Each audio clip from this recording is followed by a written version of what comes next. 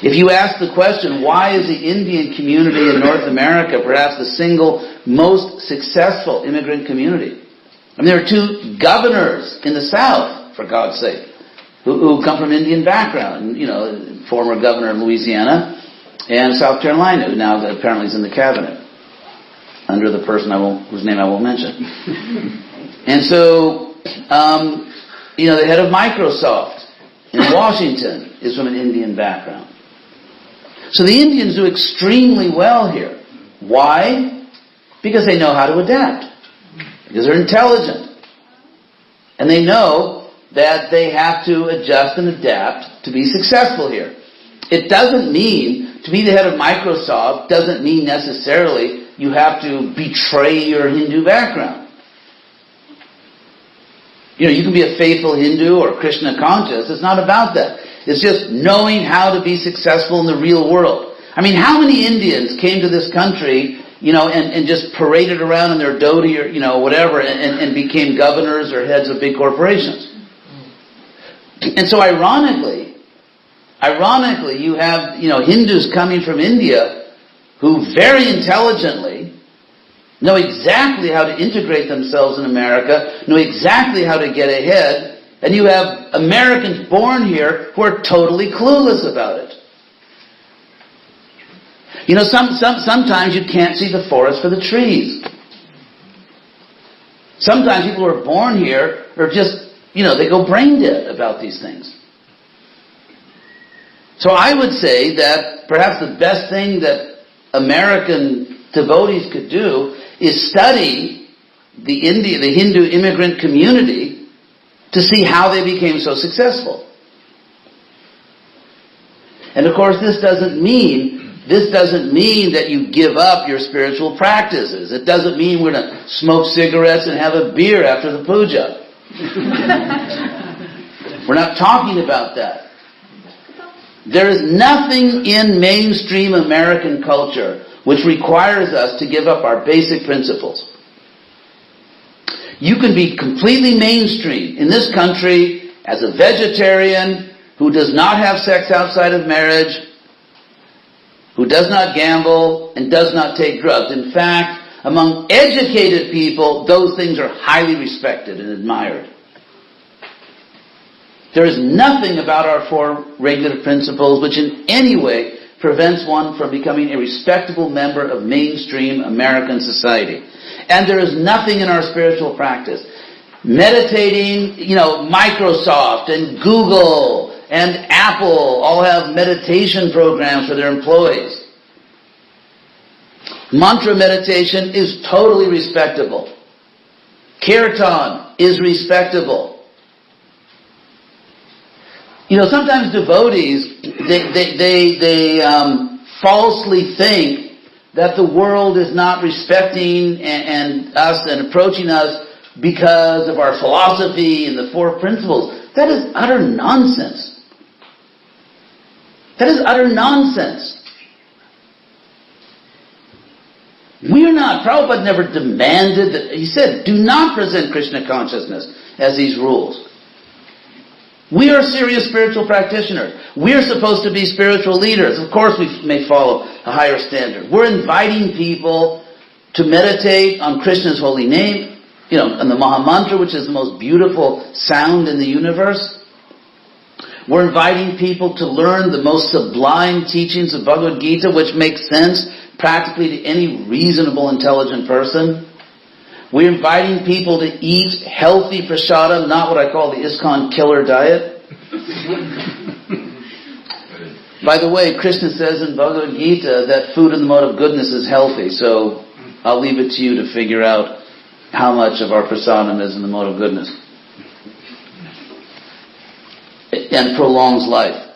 So I think we are falsely blaming the Maha Mantra, the Bhagavad Gita and prasadam for our inability to understand how to fit into Western society. And that if we would, like I said, there's no better example to study than the Hindus themselves, who are the most successful immigrant community in America, which is saying a lot since there are dozens and dozens of different immigrant communities. So they're really distinguished. So how did they do it? By parading around in Indian village dress? No, that's not how they did it. By trying to beat their neighbors over the head with regular principles? No. So, Prabhupada, as I mentioned last night, twice in the Bhagavatam, in chapter 1, Bhishma, at the end of his life, in the bed of arrows, is glorified as Desha Kala Vibhagavit, the knower of the differences of place and time. And that's the same phrase that Narada taught to Dhruva in chapter 4, where he said, Desha, you should worship Krishna, Desha Kala Vibhagavit. You have to know where you are. We have to know where we are. We're in America. When Prabhupada saw a picture of Balavanta running for mayor, where he had a little bit of hair, he had a coat and a tie, and neck beads. Yeah, neck beads are cool. People like that. It's like a little collar.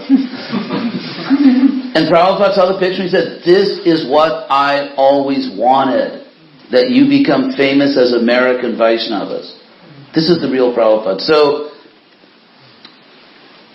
if you look back in the early days of ISKCON, when Prabhupada's disciples actually knew him personally, the movement grew very explosively.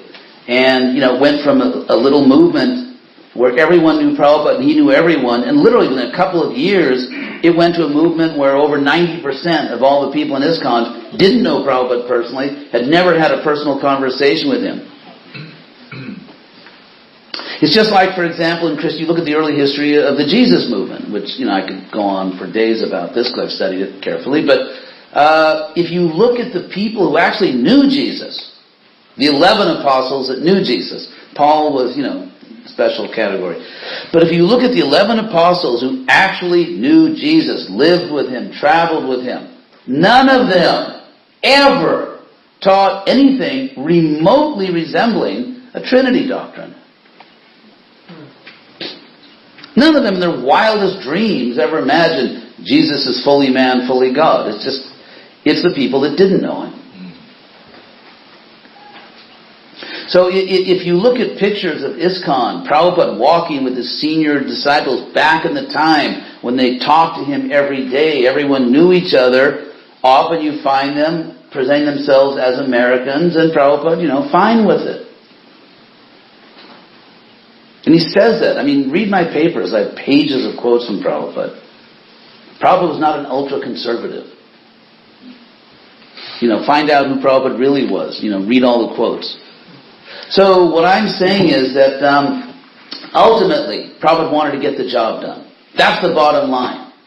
And give me one example from Prabhupada's life. We all know Prabhupada's life. You've read it. Give me one example from Prabhupada's life where he had a particular strategy to spread his mission and it wasn't working and he just kept doing the same thing for years and decades. One example. I can't think of one. Prabhupada had incredible agility and, flexibility. He was brilliant. If this didn't work, try that. That doesn't work, try this. He didn't just sort of mindlessly keep doing the same thing for decades when it doesn't work.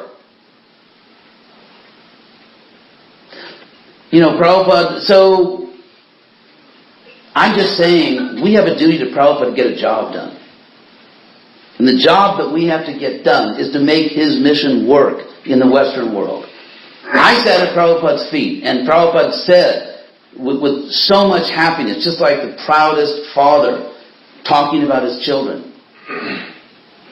Prabhupada would point to us, and he would say to the press, "These are American boys and girls. I did not import them from India." There's nothing wrong with India. When Prabhupada was in India, American boys came and said, in Delhi there's a neighborhood where all the American tourists go. We can preach them. Prabhupada said, if you want to preach to Americans, go to America. I'm not saying we shouldn't. I'm not rejecting our Indian congregation. I don't want to be misunderstood. Now there are 3 million Hindus in this country. They weren't here before. And obviously they're special souls. Obviously many of them actually love Krishna. And obviously it's our duty to facilitate their Krishna consciousness in every way we possibly can. So I'm very happy about the fact that we have these beautiful temples like here with these amazingly beautiful deities, that many people from the Indian community are coming or taking advantage. I think that's a great thing. I'm not against that. I'm for it. I'm simply saying, where's the Western mission? Where's the primary mission? Where is it? You won't see it if you travel to most major cities in this country. And personally, that's not all right for me. Because Prabhupada told me it wasn't all right. Prabhupada trained me. Unfortunately, very unfortunately, I'm the last active preacher in this country that was trained by Prabhupada as a Western GBC. Unfortunately. But factually. Prabhupada, you heard that introduction, and blah, blah, blah, and tells. The point is, Prabhupada somehow, despite my own foolishness and immaturity, especially at that time, Prabhupada somehow or other confided in me. And many times he would just talk to me and tell me things he wanted me to know. And it's very clear that Prabhupada's ultimate dream, where his heart was making his mission work in the Western countries. And I don't see how anyone who loves Prabhupada can just sort of think everything's great, there's no problem, when the thing that Prabhupada most cared about in the world is not happening. And, pass the chapatis. Is there any more chutney? Oh, by the way, that Ode to Billy Joe by Bobby Gentry. Pass the black-eyed peas, while Billy Joe jumped off the Tallahatchie Bridge. Anyway, plug. It's Ode to Billy Joe. 1967 sold 3 million copies, won the Grammy for Best Song. But go ahead, yes.